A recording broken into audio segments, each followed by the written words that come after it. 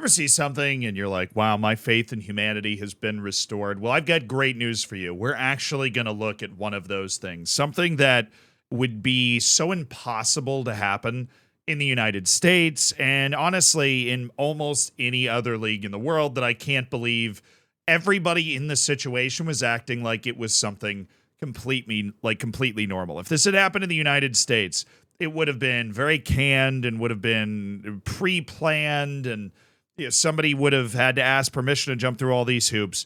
But I mean, this really, I'm not overstating when I say this restored my faith in humanity. And it happened in the German league. Now, I have had my run-ins with the German fans in the past. I didn't do it on purpose, but I love the Bundesliga. I love the German leagues. I love 50+1 share. I love so much about it.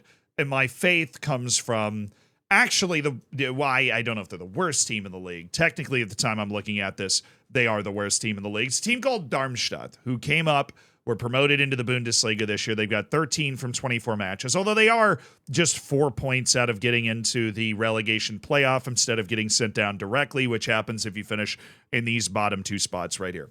Now, Darmstadt's last match was a bit of an abomination. Darmstadt played against Augsburg. They played at home against Augsburg, and they lost 6-0. They didn't lose the type of 6-0 where, maybe somebody got hurt, there was a red card, and you gave up a couple goals late. They lost the type of 6-0 where they gave up 5 goals in the first 29 minutes of the match. This had a very Brazil-Germany World Cup semifinal feel, except a lot less stakes except for very locally. But same sort of avalanche at the start of the game where you're like, this is ridiculous. And then 1 goal at the end just to, add the cherry on top of the pain sundae. And at the end of that match, the fans were understandably upset. Now, even though they'd just been promoted, you got to believe that your team is going to be able to compete at a reasonable level in the Bundesliga. Sure, you might not be able to beat Bayern, but be able to hang with Augsburg, who it is worth mentioning is squarely in the middle of the table. This is a team that up and going into this match was only 13 points ahead of Darmstadt. There is a good amount of parity going on here, so this should have been approachable. And after the match, the fans were understandably upset. Now, if it had been in England, you would have guys doing like that in the stands. If it had been the U.S., they would have booed, or they just would have left 30 minutes before. If it had been in Spain, this match would have been played in Saudi Arabia or something, so they wouldn't have even noticed. That's unfair, but it is a commentary on the difference between the Bundesliga and La Liga when it comes to that. Or if it had been in Ligue 1, they would have referred to it as the Ligue 1 McDonald's loss of the day, which, don't worry, the other Zealandism today is probably going to be talking about that. I haven't recorded it yet. If you have no idea what I'm talking about, tune in. In Germany, there's a different way to handle this. And this is the part where my faith was restored. A fan, an actual fan, part of the Ultras group, far as I've been able to discern, came down to the field and legitimately started berating them. I mean, berating the players. Berating them. Can you imagine? I mean, look at the way he's talking to his team. This is a Bundesliga team. And this dude with a backwards hat who looks no older than me, right, is down on the field, giving them a piece of his mind. And one of the most impressive things about this, the reason my faith in humanity is restored so completely by this, is that he didn't just rush the field in a fit of anger. He's there with a plan, right? He's got things he wants to say. This looks like a manager team talk. This is what I'm yelling at my computer before my football manager team plays a Champions League final, right? Or after we bottle a match against the bottom team in the league who only has 1 goal all season. This is the way that I'm talking to my team. Look at the way that the team is listening to him. Everybody in this situation is acting like they're supposed to be there. I mean, look at this. This is a dude, a fan, talking to the team, and then you see the players, they're actually paying attention. They're paying attention. They're really internal. Look at the whole team. The whole team is sitting around looking at this. The coaching staff is sitting around looking at this, listening to it, internalizing it, giving this guy the floor. How impossible does this feel anywhere but Germany? This is if this happened in non-league, in England in particular, it would be huge news because of how crazy this would be. And I'm not the only person that picked up on this. U.S. outlet Barstool Sports, which is kind of like a half joke, half sports website, said nothing but respect for this German soccer fan who stormed the field and berated the entire Darmstadt team after a 6-0 loss. It was also picked up by The Independent in the UK, where furious fans storms pitch. And I'm going to be honest, I'm going to take exception to the way they worded this, because in the UK or in the U.S. or in freaking Italy, right? Like, this would be a furious fan storming the pitch. Security would be all over them. And that would be it. That would be the end of the story, right? But this isn't a furious fan storming the pitch. Sure, the fan is furious, but he's not storming the pitch. He walked out there to give the team a piece of his mind on behalf of all of the fans that were behind him for what he perceived to be a lack of effort on the field, to which I applaud this dude. This is incredible. This is a sign of a very healthy club. No security guard tackled this man. Players and coaches stood there and listened to it. And it just makes me so happy. I mean, obviously, I'm not happy for the team. They got bodied. They're probably going to get relegated. But this is what I said this. I made a documentary where I went to the Faroe Islands, right? And I went to the Faroe Islands and I sat down and sat with a club for a week. The first Faroese team to ever make a European group stage in the Conference League. They ended up getting knocked out in the group stage, but they did get good results. They drew Lille, for crying out loud. And I'd never been around a club where I felt that vibe before, where the community was the club. Everybody says that. Everybody says that, right? The community is the club, right? The Tampa Bay Buccaneers, my NFL team, will say, the community is the team. No, right? It's the Glazers team, and then we all root for them because they've been in Tampa since 1978 when the team was founded, and I grew up going to the games. That's why I root for them. But when I was in the Faroe Islands, I ended that piece with, I feel like, I'm aware that being American, it will always be foreign to me. The idea of football clubs and soccer clubs that are born from their community and tied so intrinsically to their community. Because NFL sports teams are franchises, right? Baseball teams are franchises. NHL teams are franchises. Basketball teams in the NBA are franchises, right? They can move. They don't move very often, but they are disconnected from the community.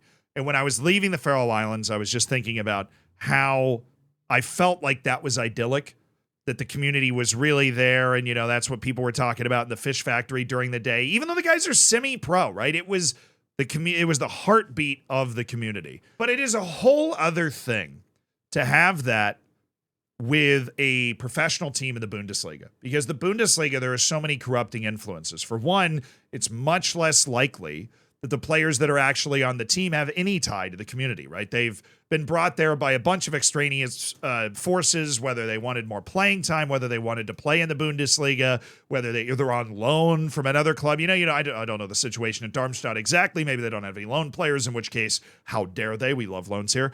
But you have all these guys that come from all over the place. And the bigger the team, the bigger the league, the more guys come from all over the place, all over the world. And so they don't have that connection, right? It's more professional. It's more separated. There's more fans in the stands. There's more security to make sure the fans don't get on the field. You lose the connection that, like, when I went to a Tottenham match in England or the Faroe Islands, you didn't basically talk to the guys on the field, right? It's like nobody there. There's a few thousand people there. Maybe you can talk to the people on the field. The referee because that dude's like your plumber. You have that connection. There is none of that in the Bundesliga. So it's infinitely harder to end up with this kind of civility, this kind of civil discourse around the club.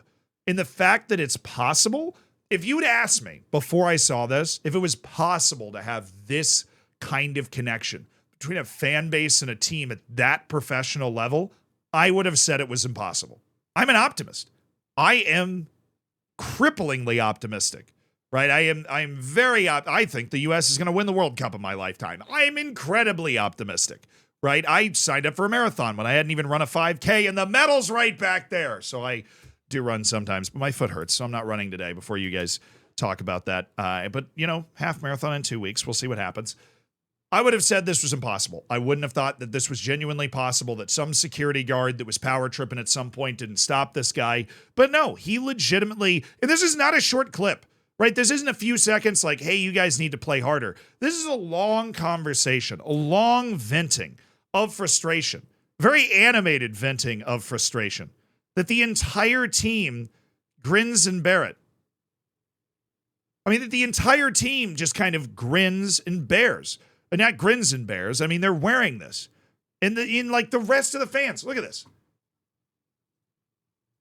The rest of the fans are kind of sitting behind this somberly, right? If it was just England, these guys would be losing their mind. If it was the U.S., they wouldn't even be there, right? But they're all sitting there somberly like they know that their voice is being heard down on the field. I can't even tell you what that would feel like. Like if I'm watching the Tampa Bay Buccaneers, who for most of my childhood, this is the closest I can relate to this because that's my childhood team. Tampa Bay Buccaneers, Tampa Bay Lightning, to a lesser extent the Tampa Bay Rays because they're an hour and a half away from where I grew up, but they're still like Tampa Bay's team.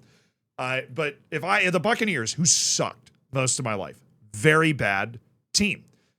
If after they drafted another bad quarterback and went 4-13 or whatever, if I had the opportunity to talk to them, I don't even know what I would say.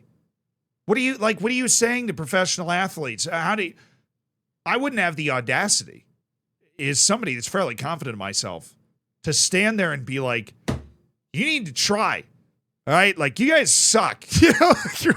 Why are you so bad? I'm sure that's not what he's saying. Well, I imagine what I would cook up is something along the lines of, you're playing for the city, right? We want you to be good. There's a certain expectation when you wear this helmet. The Buccaneers won a Super Bowl back in 2002. We know we can do it, and we know we can do it here, and you guys aren't doing it. You have talent. You have talent. What are we doing? Maybe he would have gone something like that. But this guy, in the end here, had unbelievable composure. I mean, I imagine this is the equivalent of practicing a conversation, like a really important conversation in your life, and you rehearsed it like all day. Because he got up there. I mean, this is over a minute long. It is over a minute.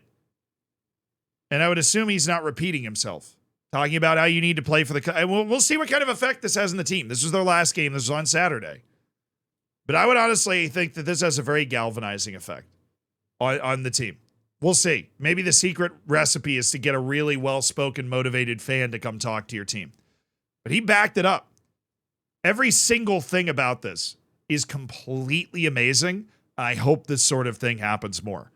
I freaking love this. I love this. All sports need this. We should all elect one fan to do this after every match, win or lose. That's my solution. I'll see you guys.